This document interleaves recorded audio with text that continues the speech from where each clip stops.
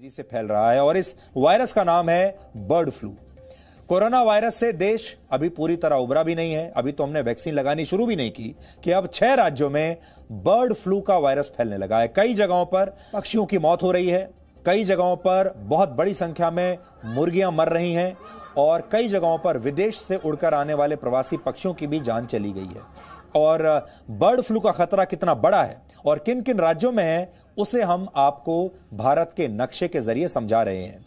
हरियाणा के पंचकुला में poultry farms में लाखों मुर्गियों की संदिग्ध मौत हो चुकी है, जिसके बाद इनके सैंपल जांच के लिए भेजे गए हैं। इसी तरह मध्य प्रदेश के इंदौर में भी 152 पक्षियों की मौत हुई है, जिनमें से 12 में बर्ड फ्लू की पुष्टि हुई है।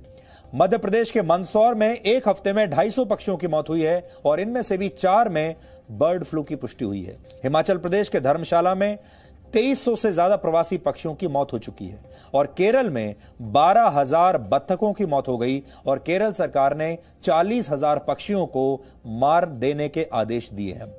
राजस्थान के जयपुर, झालावाड़ और पाली में भी कई पक्षियों की मौत हुई है और बर्ड फ्लू का खौफ ऐसा है कि संक्रमण से बचने के लिए पाली जिले में बर्ड फ्लू से मरे पक्षियों को भी पीपीई किट पहनकर वहां से उठाया जा रहा है। और इसके साथ ही बिहार में भी पक्षियों की मौत हो रही है। बर्ड फ्लू की बीमारी एवियन इन्फ्लुएंजा वायरस H5N1 की वजह से होती है। यह वायरस पक्षियों से मनुष्यों तक पहुंचता है और वर्ल्ड हेल्थ ऑर्गेनाइजेशन के अनुसार बर्ड फ्लू का इन्फेक्शन एक व्यक्ति से दूसरे व्यक्ति तक पहुंचना मुश्किल है, लेकिन यह वायरस जानलेवा है। इस वायरस से संक्रमित लोगों की मृत्यु दर 60% तक होती है।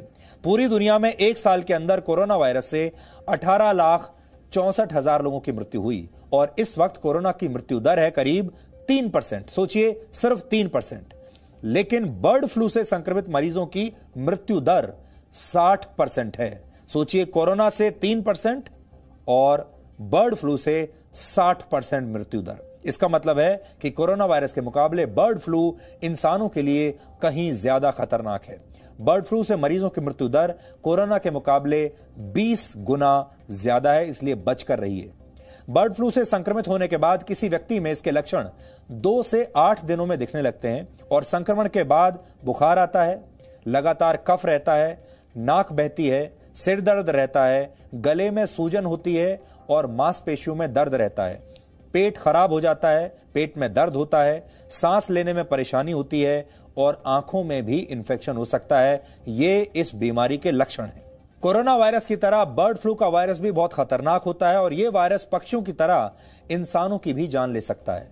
इंसानों में बर्ड फ्लू का वायरस आंख, नाक और आपके मुंह से प्रवेश करता है, इसलिए आपकी पूरी कोशिश होनी चाहिए कि इस वायरस से संक्रमित ना हो, इससे बचें।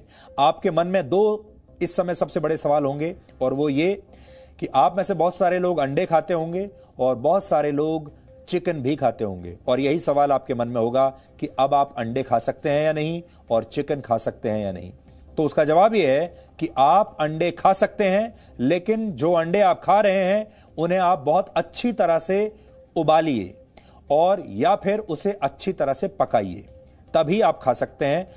विश्व स्वास्थ्य संगठन के मुताबिक 60 से 70 डिग्री सेल्सियस के तापमान पर पकाकर खाने से इस वायरस का संक्रमण नहीं होगा। अगर कोई भी चीज आप पका रहे हैं 60 से 70 डिग्री सेल्सियस के तापमान पर, चाहे वो चिकन हो या वो अंडा हो, तब आपको यह संक्रमण नहीं होगा। कच्चा या हाफ बॉइल्ड अंडा बिल्कुल ना खाएं, थोड़े दिन के लिए बंद कर दीजिए। और चिकन खाने वालों को भी सबसे ज्यादा सावधान रहना चाहिए।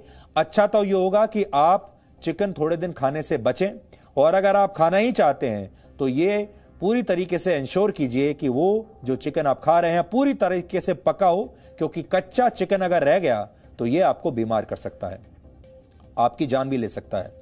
इसके अलावा कबूतरों या पक्षियों को दाना खिलाने की आदत कुछ दिनों के लिए छोड़ दीजिए, यानी कबूतर या पक्षियों से अपनी दूरी बनाकर रखिए। बर्ड फ्लू से बचने के लिए संक्रमित पक्षियों से दूर रहें, मरे हुए पक्षियों के पास बिल्कुल ना जाएं, जहां संक्रमण का खतरा हो वहां ना जाएं। संक्रमण वाले इलाके में मास्क पहनकर रखें। मास्क तो आजकल वैसे भी आप पहनकर रखे ही हुए हैं, इसलिए इसे जारी रखें। साफ सफाई का पूरा ध्यान रखें हाथ लगातार धोते रहें। यह आदत तो आपको कोरोना वायरस ने पहले ही लगवाई दी होगी, हाथ धोने की और साफ रहने की। और लक्षण दिखते ही डॉक्टरों से तुरंत संपर्क करें और खुद अपना इलाज करने के चक्कर में ना पड़ें।